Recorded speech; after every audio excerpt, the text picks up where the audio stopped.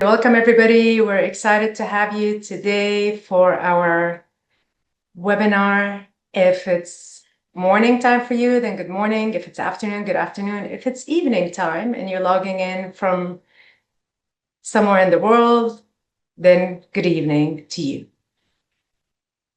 I'm excited to bring in myself and my colleague Nehed to talk about the AI is advancing faster than most workplace plans. Before we bring in this exciting information to you, I'd like first to introduce myself. My name is Farah Kutsi, and I'm the Chief Learning Officer at 7Sparx. I spent my last 20 years in the learning and development space and talent team building capabilities inside enterprise organization and across the US and the GCC. My work today is focused on questions I cannot stop thinking about. How do we make AI adoption practical? How do we make it ethical? And how we make it human at the same time? I'd like you to welcome my colleague Nehet, who will introduce himself. Thank you, Farah. And I'm also really excited for today. Hello, everyone. I'm Nihit Agarwal. I'm a Microsoft certified and AI site certified trainer. And I'm happy to share that I was amongst top 100 MCT quality award winner across the globe out of 15,000 participants in the field of data and AI. And see, the one thing that I truly believe in is working with AI is a journey, not a destination. So you have to keep on learning and keep on evolving with AI. That's the only way that how we can survive today. Over to you, Farah. Thank you. Thank you. And what Neha just said is very true. AI is everywhere. We cannot just sit and wait till it takes over. We need to do something about it. Before we begin, I'd like to quickly set some of the expectations so you know what to expect and what to be aware of. First of all, this is going to be more like a conversation and not a lecture. I'll be happy to invite you in to bring in some of your feedback, give me a thumbs up, or even type in the chat. Eventually, you will see 2 short questions that we will bring to you, sort of like a poll. And your honest answers are really appreciated. This will help us steer the conversation moving forward. The chat is open all the time. Feel free to add any comment, bring in a feedback. If we talked about something and it resonates with you, just put it up there for us. We'll read it out loud and share it with everyone. And also towards the end, you will leave with some goodies and we'll talk about what you will take further with you after this webinar. By the end of this hour, you should leave with a clear answer to the very question that every HR and L&D always ask. Is our workforce ready for the AI we are deploying? This is not theoretical, it's practical. And what we want to give you today is a practical path forward. It's important to highlight the current reality. There are 3 patterns we hear consistently from HR and from the L&D leaders. One is that AI moves monthly while your plans move yearly. We also hear that capability is uneven across the workforce. And the third thing is that managers feel unprepared to lead AI adoption. If you believe that these 3 pain points sound familiar, here's what we're going to be talking about to do something about it and help you know where to start from. I'm excited to share the agenda for today, and these are the 4 things that we will be covering.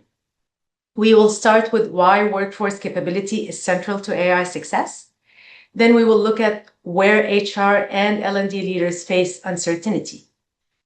These will be the 2 topics that I'll cover. Nehet will then take us into how practical readiness should be structured with real case studies. And we will close with which role-based pathways are emerging.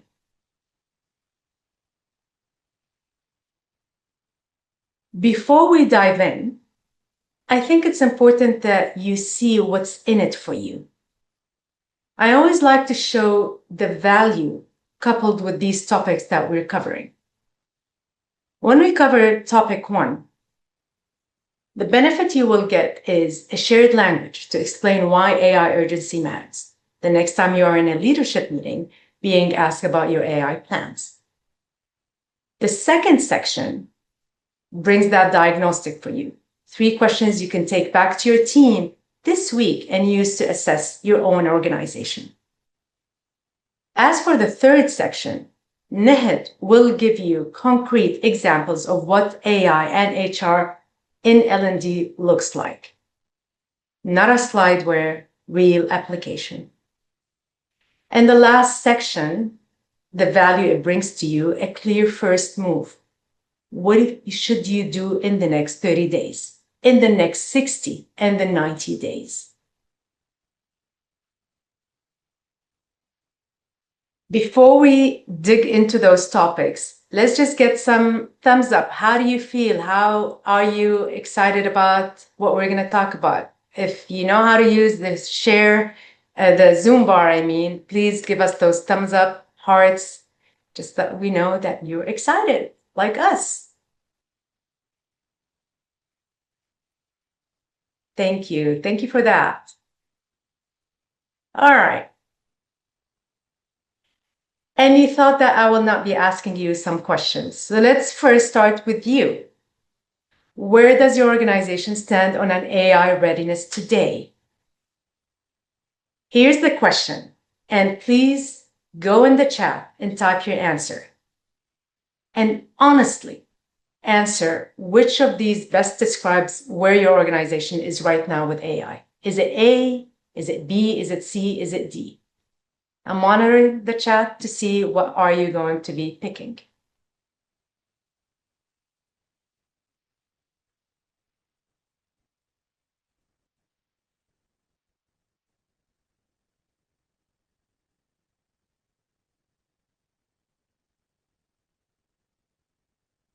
All right, so far I got a C and I got a B. Let's see if there's any more.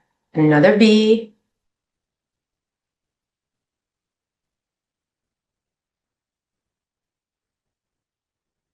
Okay. It looks like the majority is saying B. We have started experimenting with tools, but it is uneven across teams. What does that mean? Well, this is what we call the building phase. You have pocket progress, but capability is uneven across the function. And this is the most common place leaders get stuck because experimentation feels productive, but it does not always add up to capability. The framework we share today are designed to help you turn scattered effort into structured momentum. Thank you. Thank you for your answers. Let's dig into the topics. The first one is why workforce capability is central to AI success. And please take a note of that little sentence underneath. AI does not run on tools, it runs on people. And I know that the question everybody asks is AI going to take my job? AI is a tool steered by a human being. AI will not take your job, but someone else might take the job if they're not functional with AI. And why is that? Here's the simplest way I can describe AI readiness. It stands on 3 legs: capability, empowerment, and leadership alignment. If you miss one, the chair will fall. Capability. You want to ask, do they have the skills? People who do not know how to use AI will not produce results, no matter the tool stack that you're using. We've all seen organizations roll out Copilot or ChatGPT's enterprise to maybe 10,000 of employees, and they wonder why productivity has not moved. The answer is always capability. The second leg is empowerment. Are they allowed to act? This is one of the most leader underestimate, like that people don't look at. You can train your HR team on AI, but if they're not authorized to apply it in their actual workflow, then you've created frustration and experts that are disengaged, or worse, build shadow workflows you cannot see or govern. The third leg is leadership alignment. Now, in here, I'd like to point is the stakeholders or the people who make the decision are giving you the green light for the work.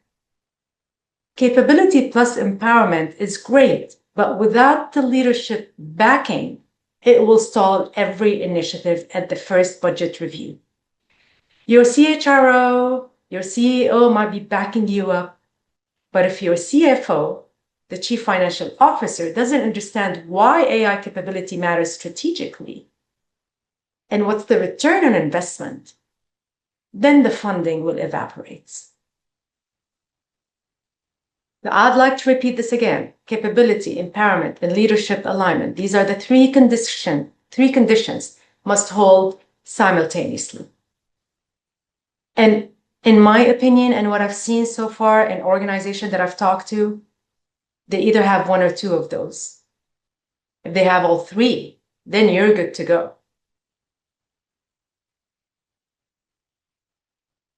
What data is telling us today, and we did this because we looked at 3 independent research findings that point to one consistent pattern, the 3 legs of these chairs where organizations are falling. So we talked about capability, but I want to share an article from Gartner. They surveyed around 12,000 employees and managers across 4 countries in their first quarter of the year. Only 20% of leaders believe their workforce is truly AI ready. Again, only 20% believe that they're AI ready. That means 80% of leaders do not think their people can actually do what is AI is being able to help people deploy the work with. And we talked about empowerment. Here is where we have seen empowerment failure at 73%. 73% people who are highly productive with AI are managers or executives. They're not necessarily individual contributors. The people who do actually the work, the ones who task AI is supposed to augment, are the least empowered to use it.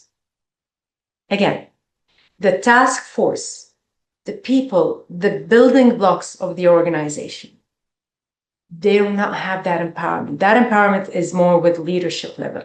Yet who's supposed to use AI to augment the work are the actual people, and they do not have that capability or that empowerment. And the last thing is the alignment of leadership. How much are they involved? Here, according to McKinsey, found that fewer than 25% of companies have board-approved AI governance policies.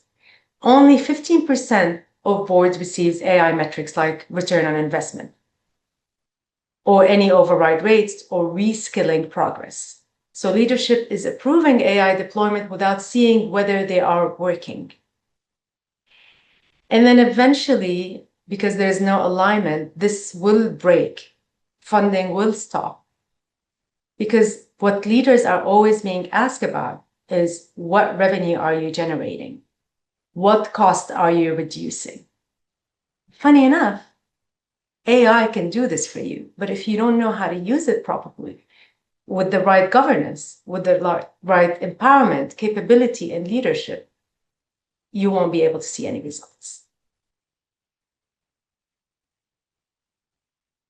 Okay, let's stop here for a moment and get your feedback. How true do you think this is? If you think this is actually happening, give me thumbs up.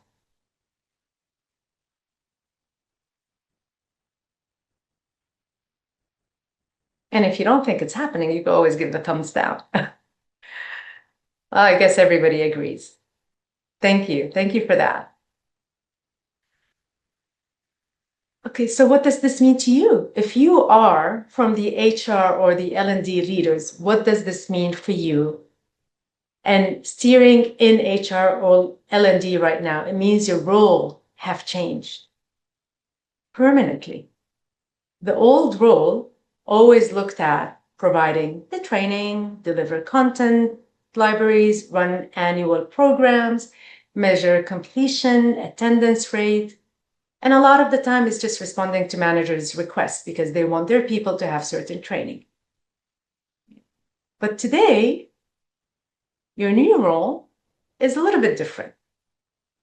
The new role is architect of that capability. You're designing role-based AI pathway for your organization. You are sequencing capability, building strategically, not reactively. And you're measuring projects launched in business impact, not seed time.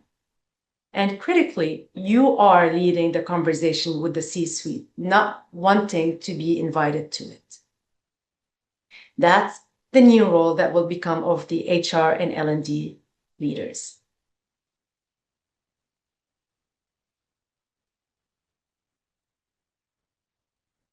But wait a minute.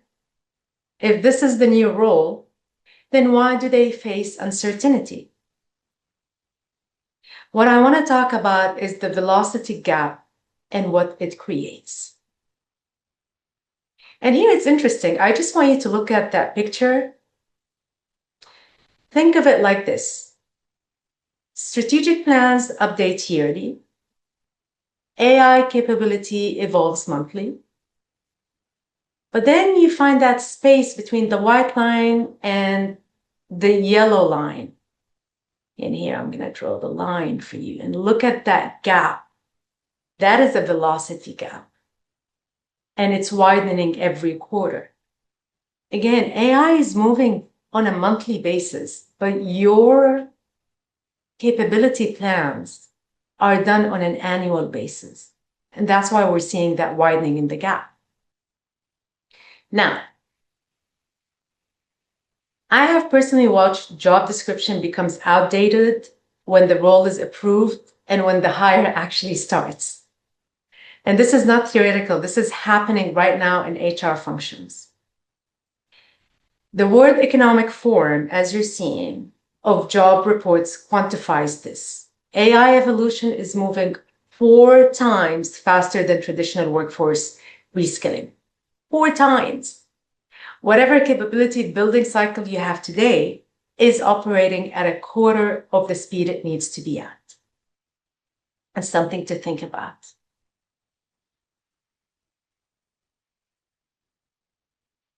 And I'd like to throw out to you 4 questions that HR leaders cannot answer yet. And I don't want to generalize. Probably you can, but not everybody out there. Okay.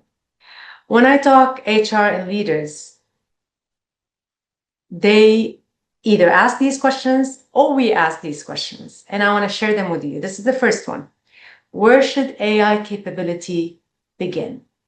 Most teams want to start everywhere at once. And the team that actually succeeding picking one critical role to begin with, the sequence outward.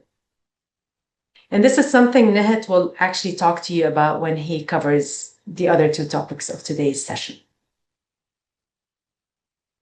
The other question is, who needs readiness first? Your instinct will be, oh, you need to train everybody. The data says train your managers first. Why? Why do you think we need to start with the managers? 73% of productive AI users today are managers, but the work is actually being done by individual contributors. So here we have a leverage problem. It's not enough that you start with the manager. It's good. It's good because you want their buy-in. But then you don't want that knowledge to stay with them. Eventually, who will execute? The workforce. The third question, how to structure learning.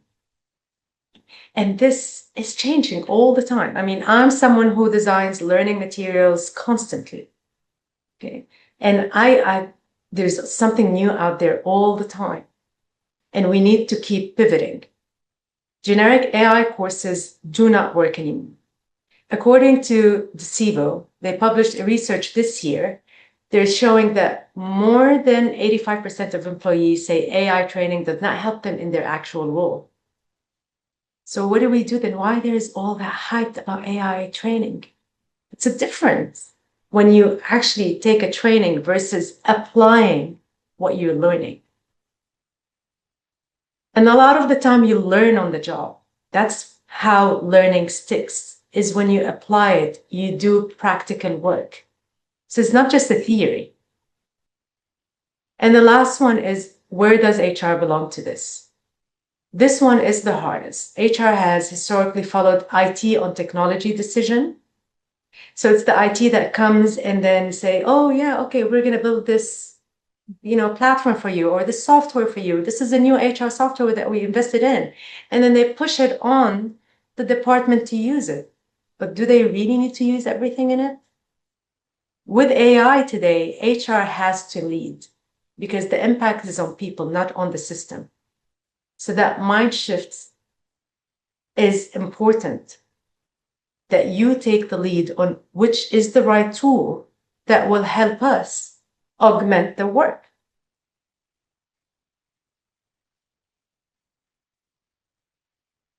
And now I have another question for you before I turn on the next topics to Nehat. Which AI use case would have the biggest impact in your organization right now? So the question is, and again, please bring your answers to the chat. If you could solve one AI capability challenge in the next 90 days, just one, which would create the most value for your organization, which one will it be? Please read the answers and select one of the answers.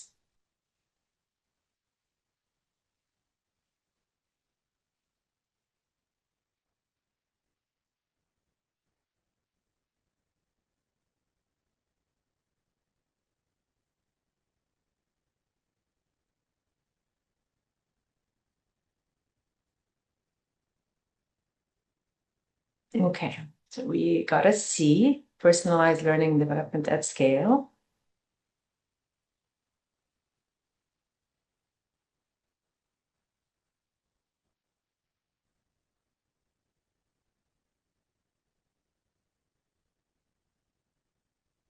Any other answers?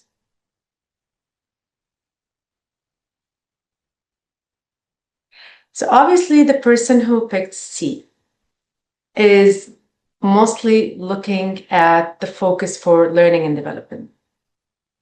That's where this type of role is fundamentally being redesigned, not just augmented. And Neha will bring in some case studies about this. But let's say everybody picked a different answer. Some picked A, some picked B, some C or D. Okay. Then that tells us that your priorities are spread across all 4 use cases. And that actually makes the next section even more useful because Nehat is going to walk through the real case studies covering one of these. Thank you for your answers and participation. And Nehat, I would like to turn the floor to you to cover the next 2 topics. Thank you, Farah. I hope I'm audible and I'm visible. Can you please confirm? Yes, let's just give some thumbs up and clapping for Nehat. Thank you. Thank you, Farah. For next 10 to 12 minutes, I want you to take everything we have discussed and ground it in the real examples of organizations doing this well. Next slide. Next slide. Thank you. Next. See, now let's pause here for a second and connect this back to what you have already experiencing inside your organization. See, most HR and L&D leaders I speak to are not struggling with awareness of AI. Okay, that's not the problem anymore. The real problem is execution. You have likely purchased tools, maybe even rolled out pilots, but adoption is inconsistent. Okay, results are unclear, and leadership is always asking, "Hey, where's the impact?" And that gap exists because AI readiness is being treated as a technology rollout, not as a system capability. Okay, and this is where like these three pillars become critical. Like first is data, governance, and literacy. Now let me break down this into context of your day-to-day challenges. So the first pillar that we have is of data foundation. See, most HR systems today are fragmented. You have learning data in one place, performance in another, and hiring data somewhere else. Okay, now imagine layering AI on top of that. If your underlying data is incomplete or inconsistent, AI won't fix that. It will simply amplify it. Okay, so when an HR leader says, "See, we tried AI, but the results weren't successful for us." Okay, so that will be there. The issue is not with the AI. The issue is with the underlying data that you have. And that we need to understand. See, the tool is working, the AI is working for some other organization, but not for you. So from that, it becomes clear that the problem is not with the AI itself, is how we are using it. And what powering AI is your data, definitely. Okay, if you are using a generalized tool, it will give you a generalized answer. If you want it personalized to you, then you have to provide your data, and which should be in a correct format, and it should be correct. Next, what we have is we have governance. So on the one side, we have, as a leader, we have a pressure to move fast, but on the other side, we have issues related to risk, bias, compliance, and even ethics. See, this creates a hesitation. Okay, teams either move too fast without any structure, or they don't move at all. And governance is what removes that friction. So it gives teams clarity, like what is allowed, what is safe, and what is expected. Okay. And without it, your adoption will stall. Okay. And with it, adoption accelerates. And the third pillar that we have is literacy. See, this is where L&D feels the pressure the most. You probably already introduced AI training, but yet employees still come back and say, "Hey, this doesn't help me in my job." Okay. And that's because most AI training is still generic. Okay, what people actually need is the contextual literacy, like how AI applies to their role, their workflows, and even their outcomes. Okay, if we want to integrate AI into their day-to-day life, we have to understand that what they are doing and how AI can help them to make them more productive. Okay, so if your AI initiatives stuck today, it's not because you're too early, it's because one of these three pillars is missing. Okay, now let's look at what happens when organizations actually get all these three pillars right. Next slide.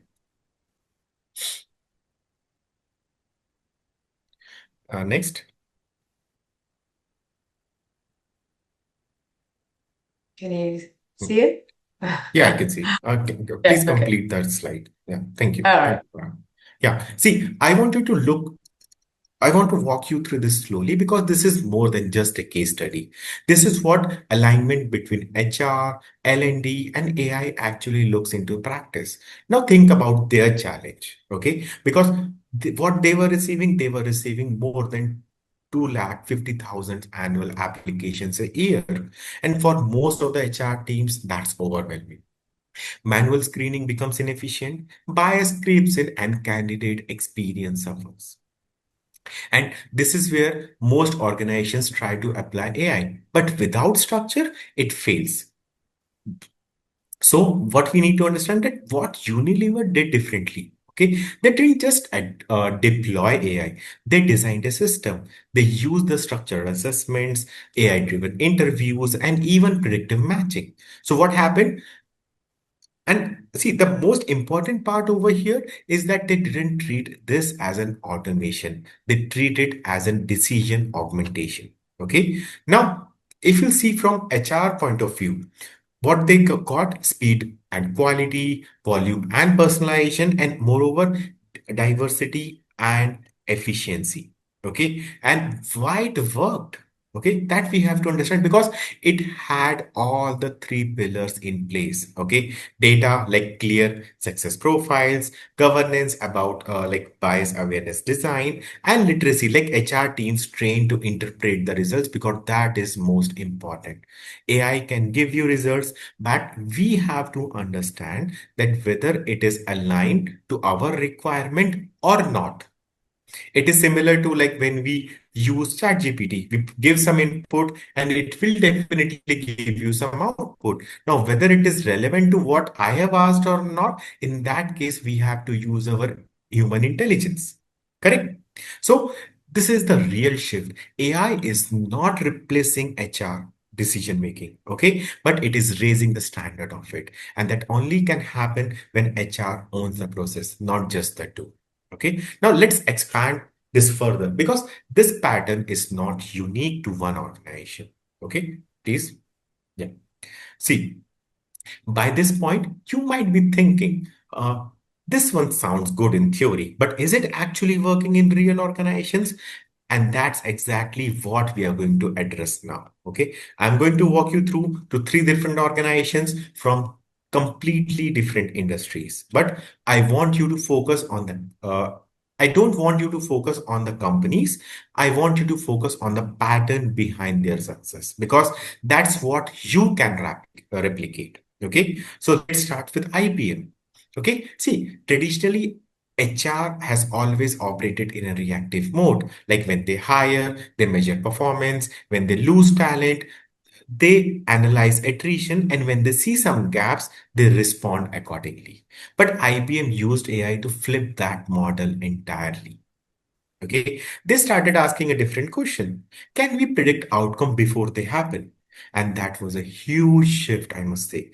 They used AI to assess candidates not just on the current fit, but on the future success and the retention likelihood. Okay, so think about this from an HR point of view. High attrition in critical roles, hiring that looks good initially but doesn't sustain, and pressure from leadership to reduce hiring mistakes. And see, the real issue over here is that decisions are based on the incomplete signals. And what AI enables is here pattern recognition across historical data, okay, better predictions of long-term fit, and more informed hiring decisions. So here the main point is data-driven decisions. So you will know. See, nobody can say for sure that this person will stay for 3 months, 6 months, 2 years. Okay, life is full of uncertainty, but it can give you a heads up that this what are the high chances related to that. So we can think about it, we can make decisions based upon that. Okay. And this is where AI starts moving from HR, from being operational to being strategic and forward looking. Now, next. Now, let's switch the industries completely. So we have Hilton. So hospitality is fast-paced, high volume, and extremely time sensitive. And their problem was not lack of candidates. They have ample amount of those.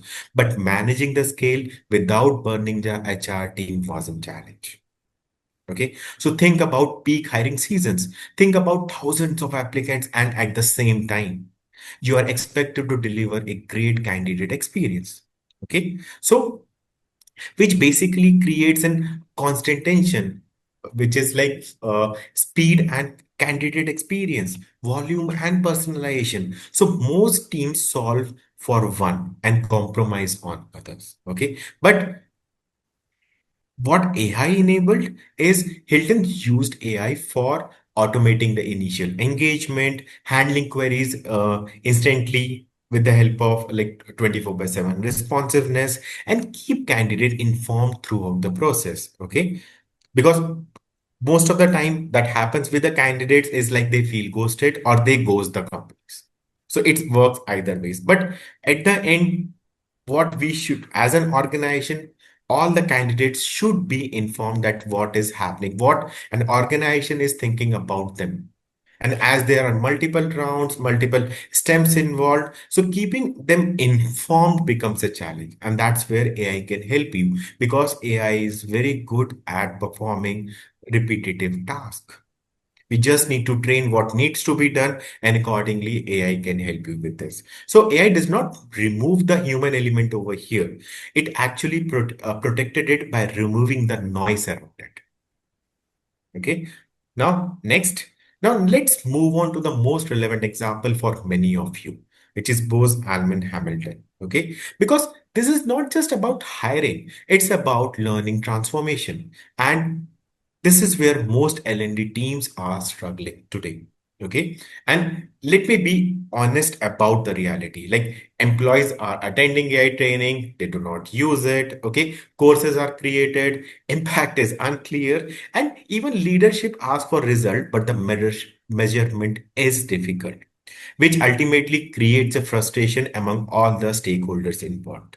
Okay, so are we actually building capacity, or we are just delivering the content? That question always remain with the L&D. And what they did differently is, like, they did not treat AI as a single course, a one-time program, and a generic rollout. Instead, they treated it as a company-wide transformation initiative. Okay, they built around roles and real work scenarios. Okay, designed for continuous learning and application. Okay, and why this matters? Because AI is not a skill you learn once, like driving. Okay, it's something you practice, you refine, and you apply it repeatedly in context. And as I've said earlier also, working with AI is a journey, not a destination. So you have to keep your eyes and ears open throughout. You have to see what's new happening. What might not be available today might be available tomorrow, and what is not available tomorrow might be available day after tomorrow. So we have to be ready with everything. And as one said, you don't have to fear AI, but you have to fear with a person who is using AI. Okay, so if your L&D strategies today is focused on simply the content delivery, AI will expose its limitation very quickly. But if you shift to capacity building, okay, that's where the real transformation begins. Okay, now bringing all these three together, they were different industries, different challenges, different use cases, but the underlying underlying structure remained the same. They did not start with any tools. They did not treat AI as a feature, and they did not train everyone in the same way. Clear? Now, this is where the everything becomes practical. Because until now, we have talked about things at an organizational level, but transformation doesn't happen at organizational level. Okay, it happens through roles, and that's exactly we are going to break down next. Okay. And I want you to slow down with me on this slide, because this is where most AI strategies either scale successfully or completely fall apart. And the reason is pretty simple. Most organizations still approaching AI capability the same way they did with Java, .NET, and other programming languages. It is not same for sure. Okay, it is not like one size fits all, generic, and it cannot be content heavy. But it doesn't work that way, because its impact is not defined by the tool. Is defined by how each role uses it in their workflow. So let's break down this very practically, role by role and challenge by challenges. So our first role is HR business partners. Next. Okay. So they are not the one using AI tools all the day, but they are the one expected to explain, influence, and guide decisions related to AI and create a very specific pain point. Okay, like confidence gap in leadership conversation. So they are often asked, should we invest in AI? Okay, what are the risks involved? Are we falling behind the competitors or not? Okay, because without structured AI, responses remain vague. And I'm I'll be very frank with that. In most of the organizations, people are using AI because their competitors are using it without knowing whether we should really go for AI now or not. So that thing we have to understand. Okay. So they need business level AI understanding, risk awareness, okay, and ability to connect AI to business outcomes. Because this is what I call translation capability, translating AI from a technical language into a business decisions. Okay. Next, what we have talent acquisition. Now, see, talent acquisition is arguably the most impacted function when AI comes into the play because this is where AI meets real decision every single day. Okay, their challenge is not access to the tools, their challenge is trust and judgment. Okay, so when should I rely on AI? When should I override it? Okay, how do I ensure fairness? And this is where the most organizations struggle. They give recruiters tools like screening AI or interview AI, but they don't equip them to interpret outputs critically. Okay, so what happens? Either there is an over reliance on the tools. See, it's similar to you might have experienced when you apply loan. Okay, you need to fill in the details, and accordingly, the application will tell you whether you are eligible for loan or not. And if the answer is yes, you will be very happy. But if the answer is no, you want to know or you want to speak to some human agent. And if that's not the case, then eventually you will feel cheated with that organization. So we have to ensure, okay? And see, both these things are risky, okay? So what they actually need is evaluation mindset, bias awareness, and decision checkpoints because AI is not just speeding up the hiring, okay? It's reshaping how hiring decisions are made, and with that, AI can look in. So I can frankly say that AI comes in with thousand eyes. Okay, so it can see what you can't, but it can bring you all these details in front of you. Now you need to make a decision whether you should go for that or not. See, these are the things, and now you have to decide. So ultimately, it's your decision, not AI. Your company is hiring, not AI is hiring. We have to understand that. Okay. Now let's talk about L&D. I'll take next 2 more minutes. Okay. See, honestly, this is where the pressure is highest today because expectations have changed dramatically. Earlier, the goal was deliver training, deliver measurable capability shift, and AI makes this even harder. Okay. Why? Because the landscape is changing faster than any curriculum can keep up with. And this creates a major frustration because we are creating programs, but the impact is not visible. And the issue is not the effort, it is the design approach. L&D cannot operate as an content creators anymore. They need to become capability architects, program designers aligned to their roles, and outcome driven strategists. Meaning, see, training must be embedded into the workflows. Learning must be continuous, not a single one time. And outcome must be tied to performance. And this is a big shift. This is where most L&D teams need structured support. Okay. Now, finally, people analytics. Okay. See, they are in a unique position. Okay. They sit between HR and data, which means they have a potential to unlock the real value of AI. But the biggest challenge today is not building models, it's making insights usable. Because what happens is insights are created, dashboards are built, reports are shared, but the decision making does not change. So we have to incorporate, we should be, see, at first, what should be there that we should be open and we should be ready to incorporate AI into our day-to-day lives, not within or just within the organization itself. Somehow we are using it and AI is becoming omnipresent. We just need to understand that it is there, whether we believe in or not. Okay. So next, All right. back to you, I'm gonna Sarah. take over here. Yes. Yeah. Thank you for that, Nahed. And I just like everything you were saying resonates really well. These generic AI training are failing because they're treating all these role-based the same. They're not differentiating each section and not going in depth and focus that they actually need to do. So everybody does their job really well. Now, before we conclude the session and move on to any questions that you might have, I'd like to quickly talk about your next step. Okay. And you thought we're not going to give you something to do, but we do. First of all, I'm sure you've heard of AI assessments and trying to measure how ready are you for AI to be incorporated into your roles or into people's skills within the departments. We would like, because you came on this webinar, to offer you a free AI readiness diagnostic.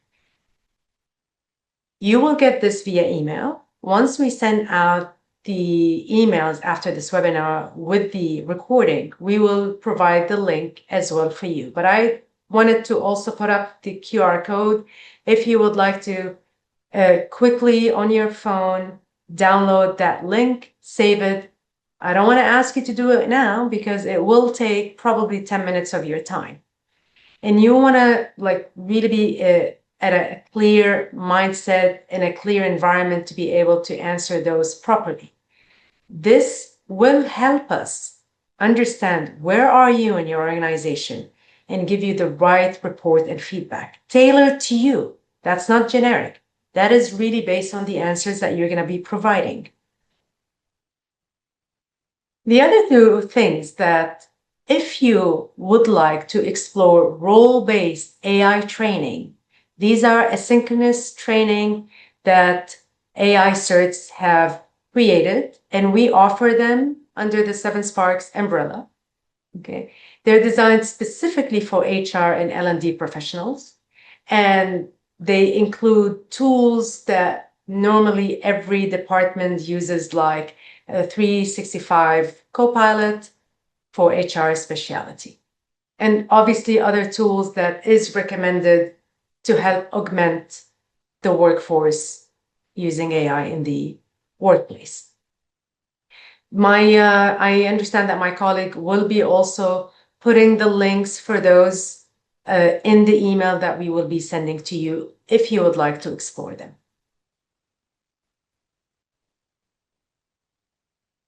And the last thing, obviously, keep a watch on those follow-up emails from us. What will you get beside the recording?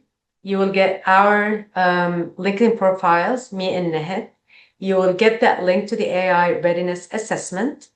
You will get links to register for the courses if you would like. You would also share it with your people, with your department, colleagues, and also any direct contact details for a follow-up conversation.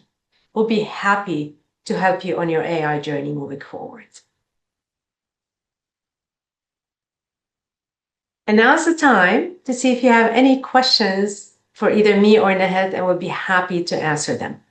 You could either go on the Q&A chat box to write in it, or just simply type in the chat. All right, we have a question here. It says, at which wishing the organization we can start? Oh, at which level? Okay, thank you, Anas. At which level the organization can start? I'm assuming bringing in AI. Nehet, what do you think? See, what I personally believe in is like you can start at any level for say, because everyone should have a basic understanding of what AI is, what are its capabilities, and where it can help you in your day-to-day life. Then you can move on to more advanced courses related to your role specific, something that like foundation of AI that you should understand, like what are its capabilities, what actually AI is apart from an acronym like which is artificial intelligence, what it can do. then you will see its use cases like where we can implement it and all. So what I recommend is like you can start at any level you are willing to, okay, starting from top management to the lowest one, and then you can see which who are willing to be the pilot for this in your organization. Exactly. The pilot, that is a very strong word. You do not want to start everywhere at the same time. Very important to pick one department that you pilot this, apply those short wins.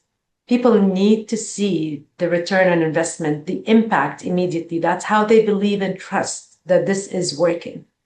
And then we take it to the other department and the other department. And as Nehat said, it's not at like a one certain level. It depends on where is it that you have the right governance and the right people, coalition that you have built as a center of excellence to apply AI that could go ahead and start. Great. Another thing, Amr is saying informative webinar and realistic. Is this a question, Amr, or you're just putting a feedback? Okay. Yes, Anas, you can start at like leadership level to first understand because that is where like all the decisions will be made related to AI. Okay, so you can start with the leadership level, then mid, and then you can go for the lower ones. Yeah. Hmm. We have another question from Shitra. She's saying, how can organization use AI in L&D and HR without losing the human element in employee experience, learning, and decision making? See, Now, I'd like, and I want to direct that question to you, Nahab, but I just want to remind the audience, we talked about those three legs: capability, empowerment, and leadership alignment. And here is now the empowerment. How are you empowering your employees to eventually make decisions? And at the same yes. time, there's that leadership alignment. And do they have the capability for it? I just wanted to remind on that slide because that resonate well with the question. But please go ahead because your insight is pretty valuable as well. Yes. Thank you. Thank you, Farah. And thank you, Chitra, for bringing up that question. See, the thing is, the first question that we have to ask ourselves is like, do we really need AI? See, if you are getting 5, 10 resumes a day, which you can manually process. So I think there will be no need for AI. But what if you are getting 500 resumes a day? Because what AI is doing is like AI is bringing you all the analysis which a human could have done in few seconds so that think decision makings become easy. So here AI is not replacing you. Okay, AI is just analyzing the resumes, AI is just helping you in what you are doing, and then ultimate decision is yours. Okay, and that, see, I'll be very frank in this, that what your organization wants, like what is their purview related to AI. Are they interested in replacing humans? See, then you are at a wrong place. Okay, but if they want to invest in you, they want to make you more productive. Okay, they want everyone to grow together. In that case, AI is not going, or your organization will not lose the human element in employee experience, learning, and decision making. Okay, it's similar to like the guns and the ammunitions that we use. Who is using that and why they are using it? That we have to decide. Yeah, thank you, Varun. Yeah, thank you for that. And I want to say that AI can make mistakes. If you don't have the Yes. human element to do that check, Hmm. follow up and see what are the results that the AI is suggesting for us, then I mean it's not going to put the organization in good reputation or in good looks in front of other organizations or people that they're trying to win over. I remember seeing a post of someone on LinkedIn. They're saying that I'm trying to apply for a job, and then I see a job description, and someone who have been a Scrum Master for more than 15 years, the job description is asking for something that doesn't exist. And then she literally went and put that job post, tagged the company and publicly, and she's a thought leader. She has many, like thousands of followers, saying that if you're going to use AI to post a job, you need someone to check and make sure, proofread, because this the bullet point that you're asking as a qualification doesn't exist. The words are not even in the dictionary of Scrum, Agile, or the business world. And so eventually one of the leaders in that organization replied to the post and apologized, saying, we should have checked before putting that post out. Because they literally depended on AI, and AI can hallucinate or make mistakes. It's us, the human being, that will be able to steer it in the right direction. That was very interesting session. I'd like to thank everybody who came on board, your questions, your interaction. Nehat, your insight is extremely valuable. Thank you for co-hosting this webinar with me. And we look forward to seeing you in other webinars that we will be inviting you to. Definitely, Farah. Thank you for being an amazing host. Thank you. Thank you. Thank you, everybody, and have a lovely evening or rest of your day.